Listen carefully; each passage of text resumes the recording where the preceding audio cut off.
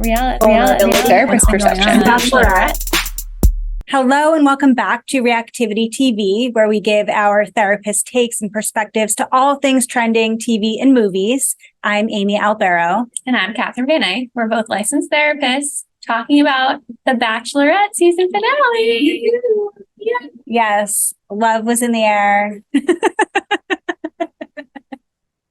Can I say this was the most entertaining I found the audience? Like, they brought it with their reactions. Like, I was watching them watch the show and I was like, damn, you guys are committed. But what were your, I guess, overall feelings on the season? I love the season. I actually think it went by too fast and I wish there was more of it.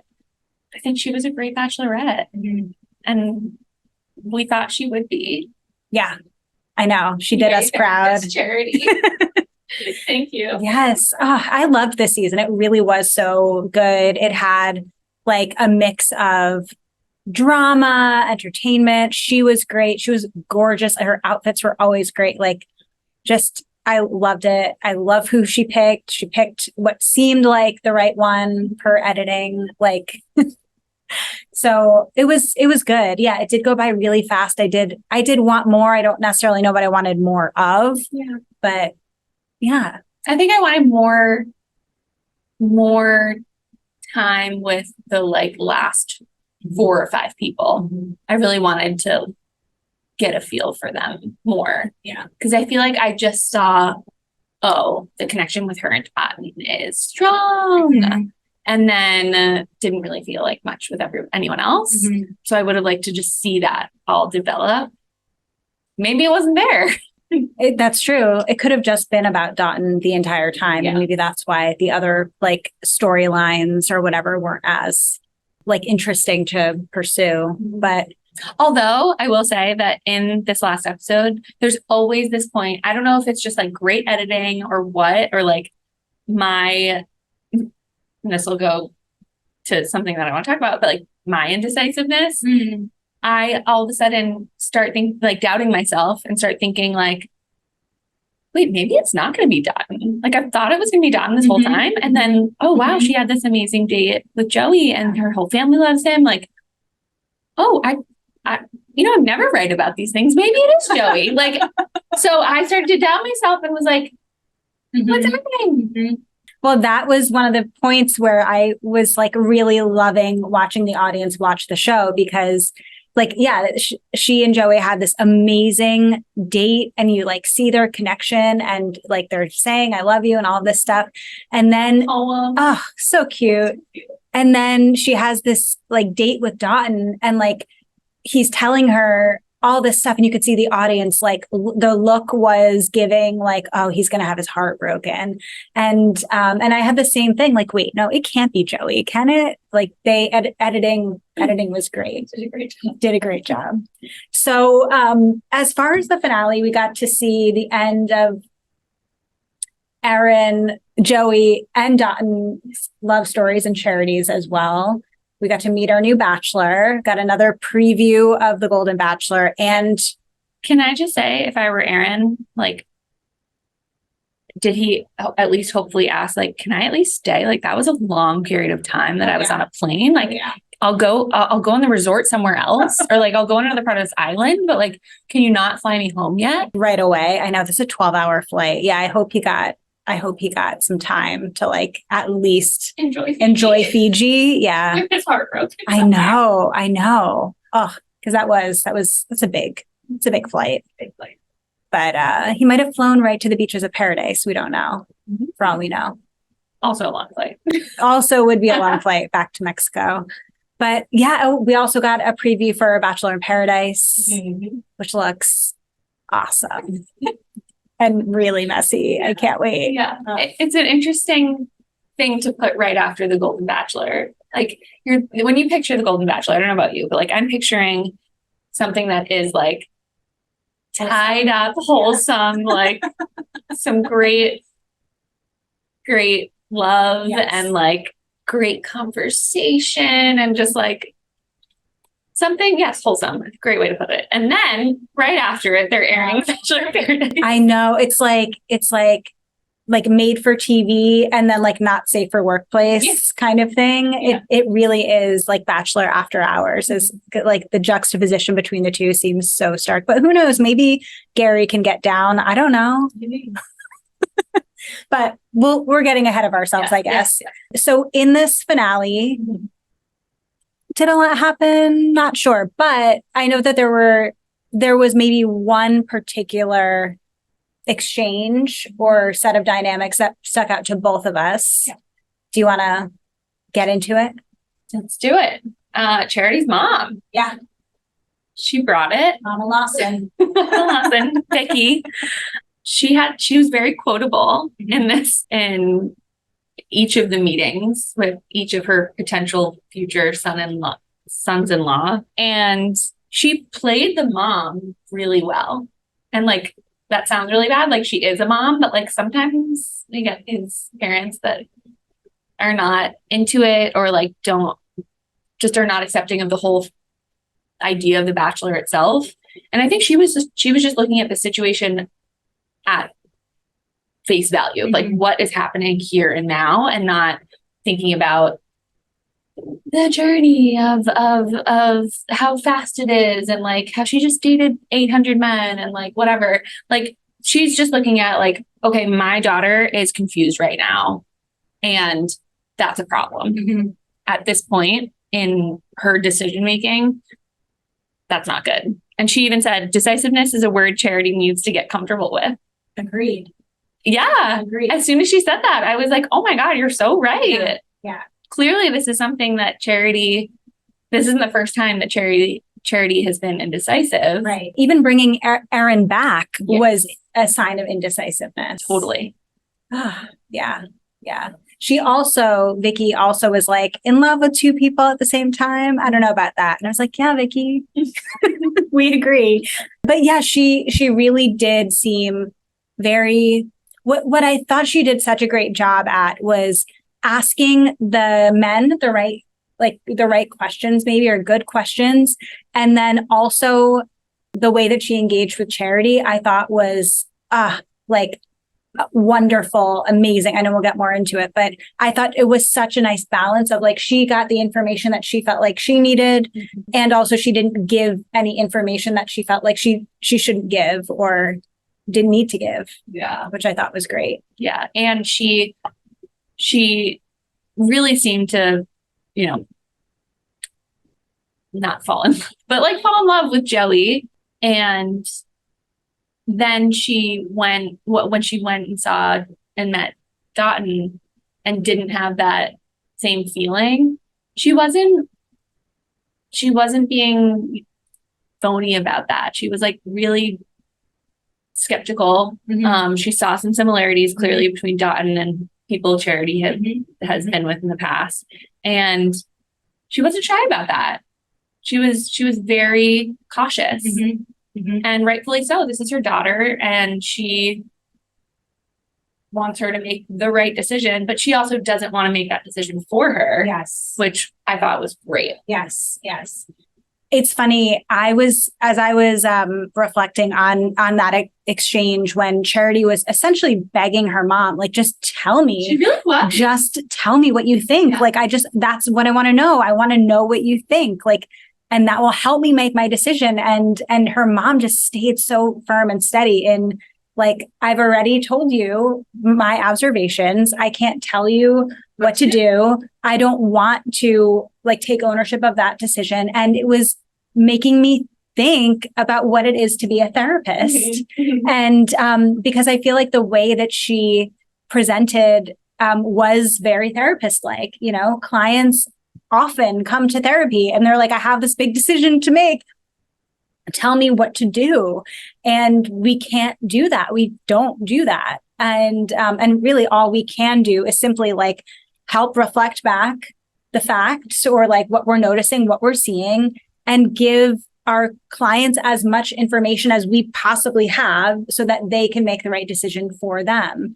Because I could imagine Charity's mom, like, if she says, you should pick Joey, and then Charity picks Joey and it doesn't work out, then that sets them up for a really bad situation, and also takes the ownership or empowerment, autonomy away from Charity from making that decision for herself. Yeah. Or she says, pick Joey, she picks Dotton, and now there's a problem between Charity and her mom because she didn't do it. Her mom told her to. Yeah. Yeah. Yes. But the thing is, Charity said, Vicky had said to her, just go with your gut. Go with your gut. And Charity said, I don't have a gut anymore. That was the other thing I said. And I just thought, like she did, though. And I think I was thinking a lot about our Wishing You Well episode around self-trust. And we talked a lot about decision-making in that episode. And I was thinking about, and watching Charity, a lot about what we talked about, in that we will get signs and signals from our body, we do have an intuition, we do have a gut that knows what's right for us on some level. And the amount that Charity was getting so frustrated, if they had all come back and said, we love Dotton was great, she would have been like, all right, or just whatever. If the information was flipped and they said, like, I don't really know about Joey, but like I saw like you light up when Dotton came in, this would be a non-conversation. But the reason she was getting so frustrated was because the information she was getting was conflicting with what she wanted to hear. And therein was her answer. It was Dotton. And so I think, like, she had the decision all along. Clearly, she picked Dotton, but the reason for her conflict was a sign of what her gut was trying to tell her. Absolutely.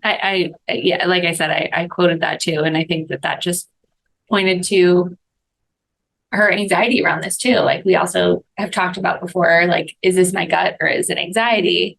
And in this circumstance, it was absolutely anxiety. Like, when she's saying my gut doesn't exist, like, yeah, it does. You're just so anxious right now that, like, you don't know how to differentiate between the two, because her gut, it was saying Dotton, but now all of a sudden she has all these anxieties that are saying, maybe that's wrong. Maybe, like, I don't trust myself and my family thinks this. And so, yeah, exactly what you're saying. Like, these two things were in conflict and she didn't know how to tell them apart. Yeah. Yeah. If she had a therapist on speed dial, right? Like, to help her through this process, like, what do you think would have been helpful for Charity to do in order to maybe quiet her anxiety or tune into her gut a little bit more? Well, I mean, if she called me up, Charity, on speed dial. Charity, why didn't you call? If she'd called me, I might ask her when she began to doubt herself. Because through other conversations that she and I had previously, she was dead set on Dotton. And so I'd like to know a little more information from her, what it was that that led her to start questioning herself. And then I might even just talk to her about, well, clearly you're confused because clearly you've made it so evident how important your family is. And I can see how hard it is for you to battle with a decision that might not align with your family when family means that much to you. Right. And validate that. Validate the confusion, validate how being in conflict in that way makes so much sense. And then also challenge her to think about what she's actually feeling versus what her family's feeling. Right. Because, like you and I have talked about with any hometown dates, it's not so much about, or it shouldn't all be about what does my family think of them, but rather, like, how are they meshing with them? How are they, can I see this developing? And, like, this was a first impression. This was them just seeing Dotton for maybe an afternoon, maybe, and that's generous. I don't know how long they actually spent there. But, like, could there have been something that her family wasn't seeing in Dotun that she does. And can she have patience to let that unfold over time? Right. Yeah. Yeah. Well, and I think the other thing that you're saying too is she has a lot more information about Dotun and her relationship than her parents do. Totally. And so like, yes, like take into account what you're observing when you're seeing this person with your family and what they might have to say, and also rely on yourself to recall the last 8 weeks and what that's been like and the moments you've shared. So like trying to maybe ground into what you do know to be true, right? Like I feel like I always come back to that in terms of like just getting grounded in what is and rather than what if. Because I feel like that was where I was feeling like she was getting so spun up, was all of that. Like, what if I make the wrong choice or any of that stuff? What if they're disappointed in me? Yeah. And also just go back and validate how huge of a decision this is. I mean, I think Dotun said it so well that he was going into this day either going and having like one of the best days of his life or one of the worst. And that's a weird experience to have, to hold space for both of those feelings in one day, and also know that either one is life-changing. And so the same here for Charity. It's her decision and it's life-changing. Yeah. Yes. And it seemed like, she didn't really get into what was the turning point for her. I'd be curious to know about that. But yeah, holding space for both of those things. And I think maybe that I was wondering if that was another piece of what was creating the indecisiveness for Charity, was knowing that she does deeply care about these people and the guilt that comes with having to send one of them home. Like, to say I love you to Joey and then say you're not it, goodbye. And that probably, like, the anxiety of that, the guilt of that probably fed a lot of the just indecisiveness as well, clouded the decision making there. Anything else? One thing that I was thinking about was this idea of I have love for you. That Joey and Charity talked about together. I have I'll always have love for you. I'm not in love with you anymore, but I'll always have love for you. What do you think about that? I don't understand conceptually what that means. Falling in love with you, having love for you. Not in your repertoire. Am I cold? I do have a heart in here. It's not like empty. I mean, having love for someone, again, love is a verb, right? Like, of course it's a feeling, but like, it's also accompanied by action. So to have love, isn't that just another way to say like, I'll care for you? Like I'll think fondly of you. I think, we cherish our memories. Like what does it mean? Like, why do we have to wrap it up into this other word that like means so much in other ways? Do you buy like, what is having love? You're the love guru. Well, thank you.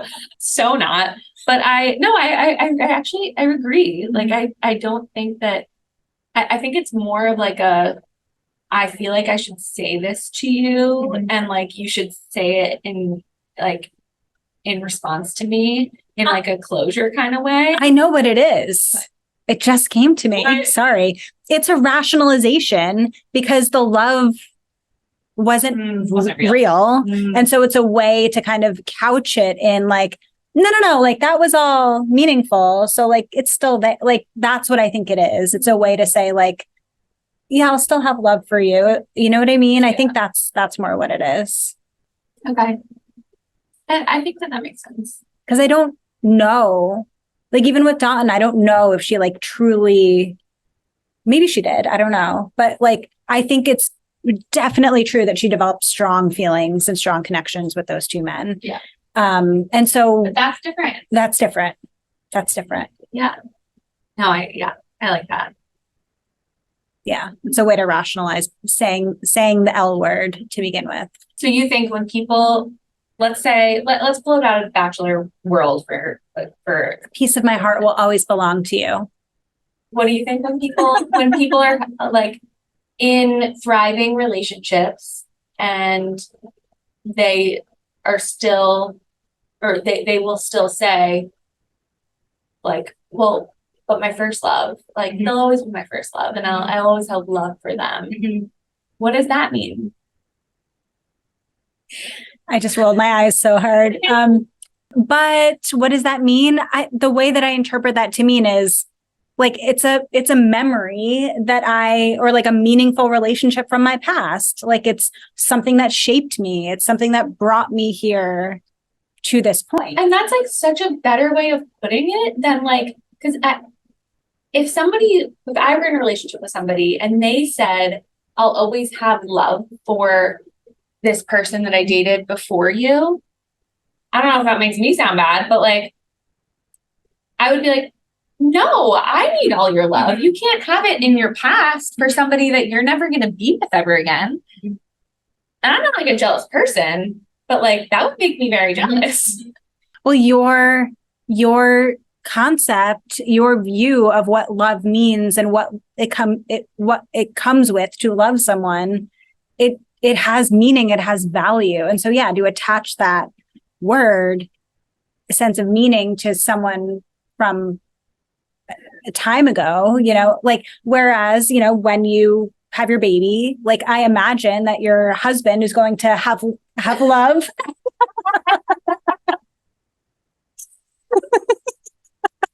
Love your baby and you and can hold both of those things. So it's not just like all the love needs to be yours. It's more of like, but wait, how, like, to connect those two, like, yeah, he could love me and my baby. Yeah, that makes sense. But to love me, me and an ex from 15 years ago, that different. That's different. You can love your mom. You can love me. You can love our child. Yeah. You just can't love somebody that you were once in love with. Yeah. That's not okay. I don't think that doesn't for a healthy current relationship make. No. But again, I think it's just a way to explain away. Yeah, we don't love anyone anymore. Joey, you're ready to be the Bachelor and fall in love again and fight for it and be on a journey and all the cliches that come in Bachelor Nation. But yeah, have love. No. Disagree. Take it out of your book. Not a thing. Well, that wraps season 20 of The Bachelorette. So I'm going to be back. Sorry, Catherine. But I'm going to be back talking about Golden Bachelor and Bachelor in Paradise with a special co-host. When are you going to announce your special co-host? I know who it is. Maybe we do a little intro video. Yeah. Can I be in that? Yeah. That would be fun. But maybe this person can just come in and like take my that would be very fun. Yeah. I'm sure they'd enjoy that. Yeah. Or not. But we have time between, now and when you have a break. Yeah. Have a leave. Yeah. And we have time between the Bachelor seasons. So we've got things to watch. Tell us what we should be watching. Yeah, there's things. There's Love is Blind is coming back. It is so soon. The Summer I Turned Pretty. Can't stop watching it. I don't know. We could maybe do that. So anyway, let us know what you're watching, what we should be reacting to. But we'll see you next week with more. Bye.